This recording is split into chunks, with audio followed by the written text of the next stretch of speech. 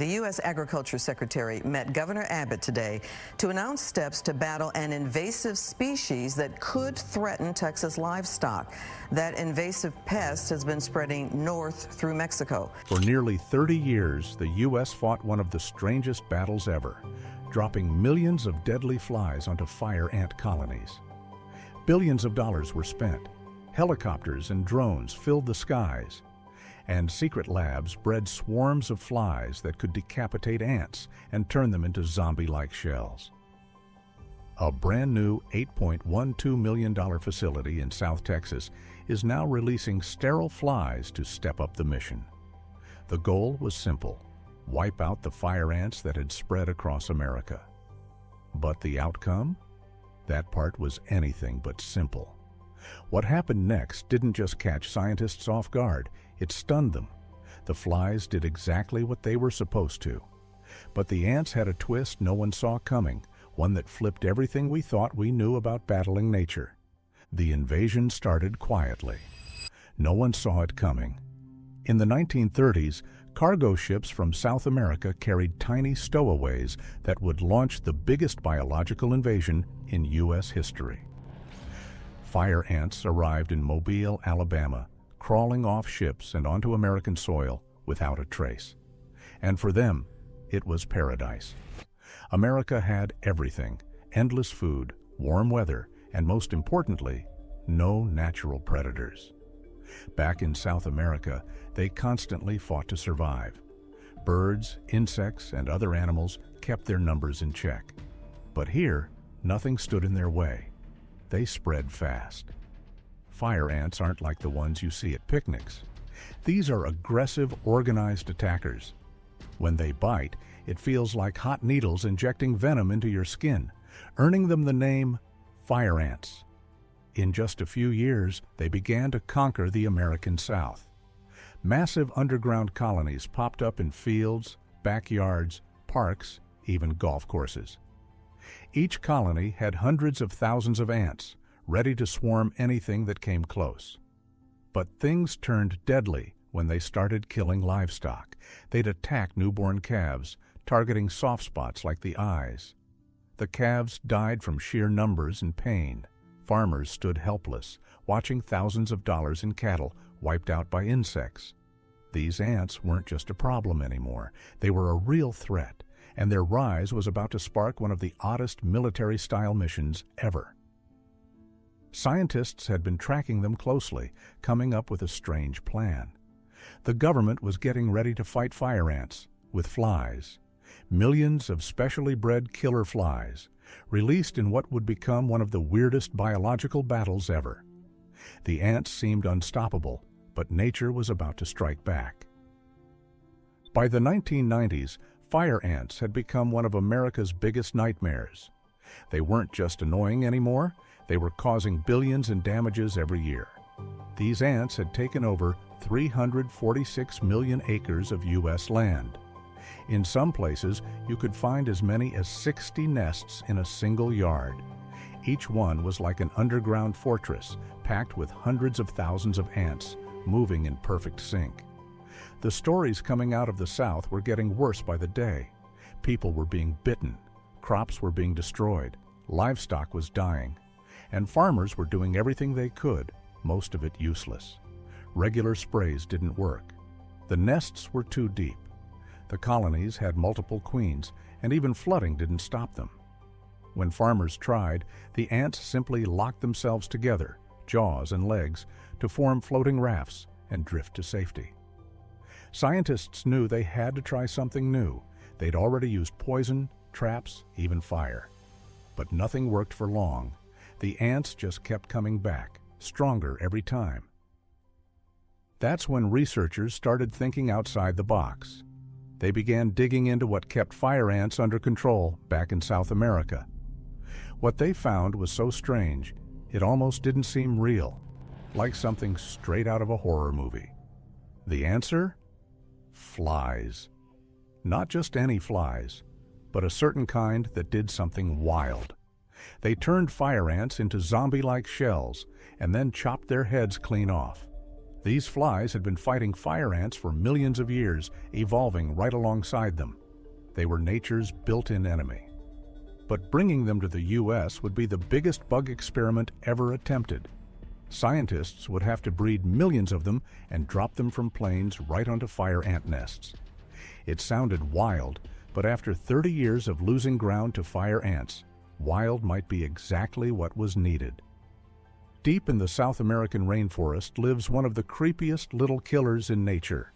They're called phorid flies, but scientists gave them a much scarier nickname, decapitating flies. These parasites have been locked in battle with fire ants for ages, and over time, evolution turned them into shockingly effective assassins. They belong to a massive insect family with over 4,000 species, but only about 70 are known as true ant decapitators. Here's how they pull it off. After mating, a female fly starts hunting for fire ants, zeroing in like a heat-seeking missile. When she spots one, she strikes in less than a second, jabbing a sharp needle-like tube into the ant's body and laying a single egg. The ant doesn't even flinch. It just goes on with its day, hauling food, digging tunnels, and caring for the colony, completely unaware that something terrifying has started growing inside. Within 24 hours, that egg hatches into a hungry little larva. At first, it drinks the ant's blood-like fluid, called hemolymph. The ant still acts totally normal. It works, walks, and blends right in with the rest, but the larva inside is getting bolder. Over the next few days, it crawls upward through the body until it reaches the head. That's when things turn disturbing. Once in the brain, it begins eating the ant's brain tissue and jaw muscles. The ant is still alive, still moving, but its mind is basically gone. It keeps doing its usual tasks, but it's not really in control anymore. The fly larva is now running the show, like a little puppeteer inside the ant's head. And nobody in the colony can tell. The ant looks the same, acts the same, but it's already lost. As the larva keeps feeding, there's only one gruesome step left. It releases chemicals that dissolve the tissue connecting the ant's head to its body. Then, with a faint pop, the head falls off. Inside that severed head, hidden away from danger, the larva finishes transforming. In just a few days, it becomes a fully grown fly, ready to rise from the ant's skull and do it all over again. What's even creepier? These flies only go after fire ants. They completely ignore other ant species and won't touch any other insect or animal. It's like they have a built-in radar, perfectly tuned to one enemy, the fire ant. Scientists were amazed. This wasn't just any insect. This was the perfect weapon, something nature had been quietly refining for millions of years.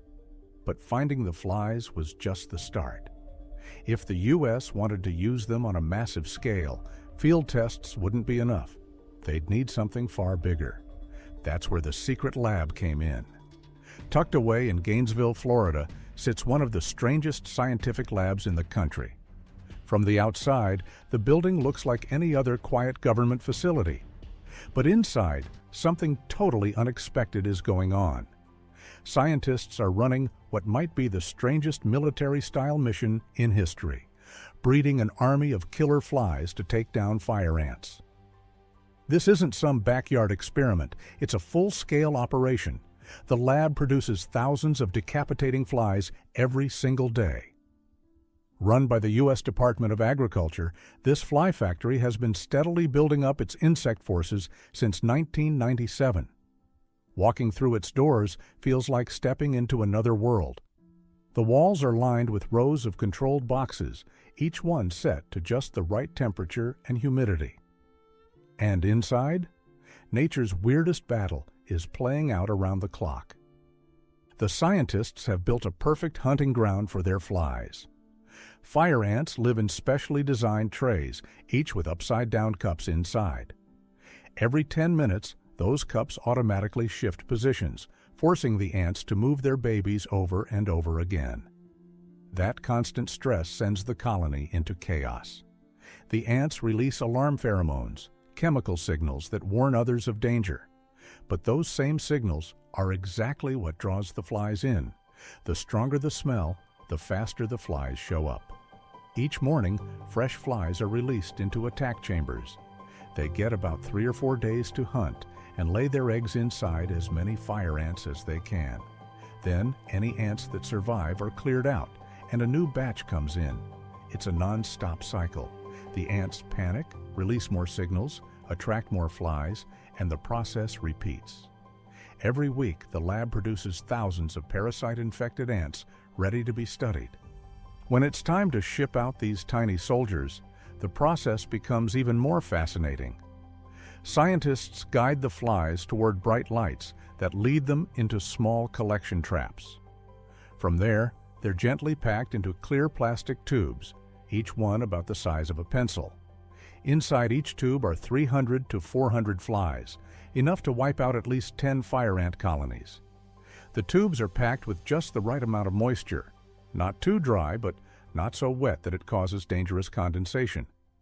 These fly-filled tubes are carefully loaded into portable coolers, then driven out to the front lines of America's weirdest biological war. The program started small, producing just 1,500 flies a day. But after years of refining the process, the lab can now supply enough flies to attack colonies in multiple states. What began as a small experiment has grown into a nationwide defense strategy. Millions of flies ready to be deployed at any time. When it's time for a real-world release, everything kicks into high gear. The launch of these fly attacks looks like something out of an action movie. Teams of scientists head out to known fire ant hotspots, coolers in hand, packed with flies. The first phase is what they call colony disruption. Researchers physically dig into fire ant mounds, kicking, slicing, and turning the soil upside down. They destroy the ants' carefully built tunnels, tossing dirt in every direction. And once that happens, chaos explodes. The ants pour out like an angry, moving tide. They're in full defense mode, biting anything that moves. Worker ants scramble around frantically, trying to save their young and rebuild what's left. The air fills with their alarm signals. Those same pheromones that once helped them survive are now being used against them. And this is the moment the scientists have been waiting for. Those alarm pheromones work like a giant signal flare for the decapitating flies. They can smell the panic from far off, and it sends them into a full-blown hunting frenzy. This is the moment everyone's been waiting for. Scientists pop open the plastic tubes and release hundreds of flies all at once. For smaller colonies, they might only need a few dozen. But in larger-scale missions, they'll unleash anywhere from 2,000 to 20,000 flies in a single attack. The flies shoot into the air like tiny fighter jets, breaking into swarms and diving straight toward the chaos below. Each one picks out a target and dives in. Within seconds, hundreds of ants are injected with fly eggs. But the mission doesn't stop there. Scientists know one attack isn't enough to take down a well-built fire ant colony. These battles turn into full-blown sieges, lasting anywhere from 2 to 4 weeks, with fresh waves of flies sent in over and over again. Sometimes researchers take things even further with a sneakier plan. They capture fire ants, infect them with fly larvae back at the lab, and then quietly release them back into their own nests. These Trojan horse ants carry the parasite straight into the center of the colony, spreading death from the inside. It's a slow and silent invasion. The whole strategy takes extreme timing and precision. Scientists have to make sure the weather is just right, that the flies are healthy, and that everything lines up for a successful release. A single mistake, wrong timing, bad wind, or sick flies can ruin the entire operation. So they plan like military teams. They track which colonies were hit, when the next wave should launch, and how each batch of flies performed. They keep detailed notes on every release. After decades of trial and error, the team has turned this strange form of warfare into a finely tuned system. They've learned how to trigger panic, how to time their fly drops perfectly, and how to keep the pressure up until the colony gives in. But what happened next wasn't just about killing ants. Something far stranger started happening, something even the experts didn't expect. The real shock came not from the number of ants that died, but how the survivors began to behave. After years of launching millions of flies onto fire ant colonies, researchers expected to see total collapse. Instead, they saw something they couldn't explain. The ants were changing. Colonies that used to swarm without fear suddenly froze up. Workers started abandoning food at the first sign of trouble. Foraging stopped cold the moment flies were nearby. The flies weren't just attacking individual ants, they were changing how entire colonies acted. Ants that used to charge anything in their way were now skittish, backing off, or fleeing. The simple threat of a fly in the area was enough to bring a whole colony to a standstill. Then came another surprise. A researcher with the U.S. Department of Agriculture made a discovery that changed everything. In places where decapitating flies had been released years earlier, there was still a 90% chance of finding them. The flies hadn't just survived, they were thriving, and more than that, they were spreading. Even in areas where they hadn't been released, new populations of flies were turning up. These tiny hunters had built a life for themselves in the U.S., expanding their range without any human help. They had found a way to fit into the American environment on their own. What scientists feared at the start, that these South American flies might not last in the U.S., turned out to be wrong. Not only did the flies survive, they adapted beautifully. America had a new permanent resident, and it was nature's own fire ant killer. By 2008, the flies had spread across about half of all areas where fire ants lived. By 2011, some species had reached nearly 90% of fire ant territory. The change in fire ant behavior was massive. Scientists measured a 10 to 15% drop in worker ant populations in places where the flies had taken hold. And in ant colonies, that's a huge shift. Fewer workers meant less food gathered, slower growth, and weaker defenses against other threats. What surprised scientists most was how well the psychological impact worked. The flies weren't just killing ants, they were scaring them into completely changing how they lived. These once fearless invaders were now acting like cautious survivors. The plan to drop millions of flies had worked. It was smart, strange, and surprisingly effective.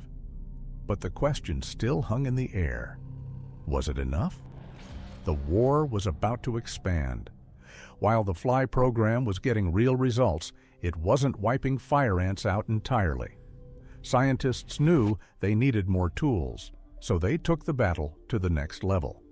Soon, helicopters started showing up over fire ant zones, but they weren't dropping bombs or supplies. They were carrying something deadlier to ants. Bait? These little pellets looked like pieces of mulch, but to fire ants they smelled like food they couldn't resist.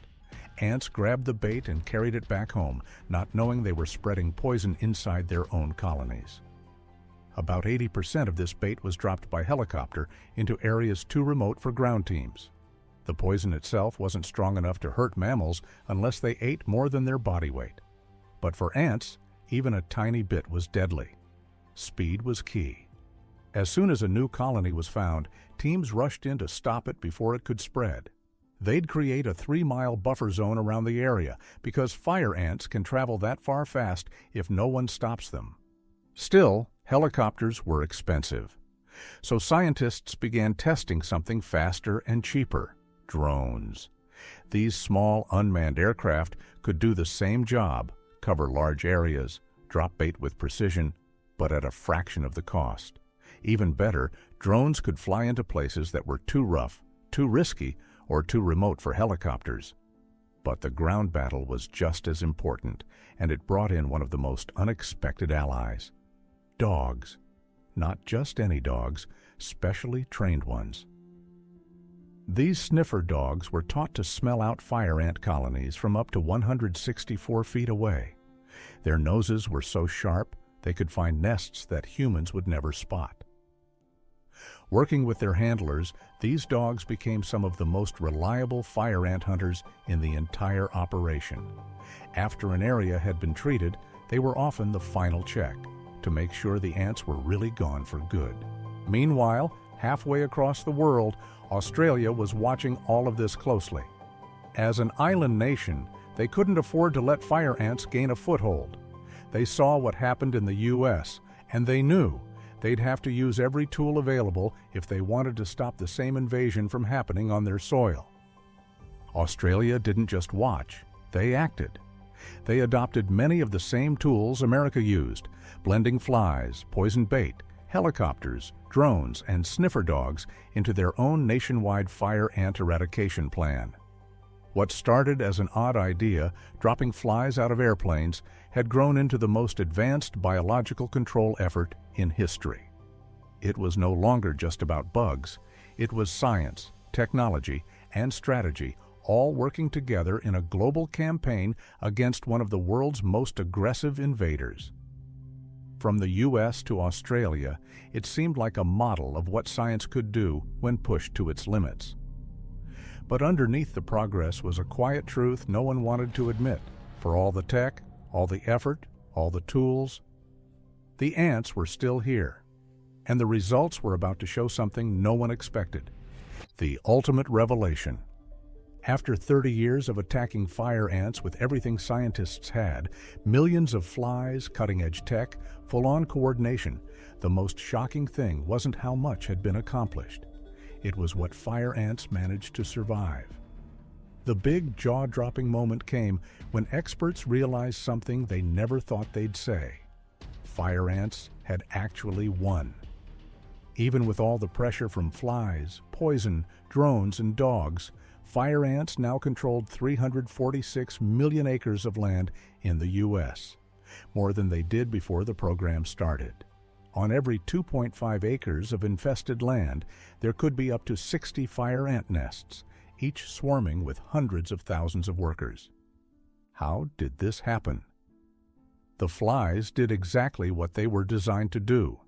They built long-lasting populations, spread across the fire ants' territory, and successfully infected millions of ants.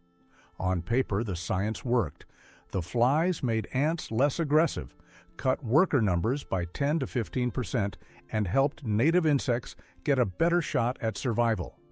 On top of that, helicopters and drones dropped bait, dogs sniffed out nests, and researchers threw everything they had at the problem.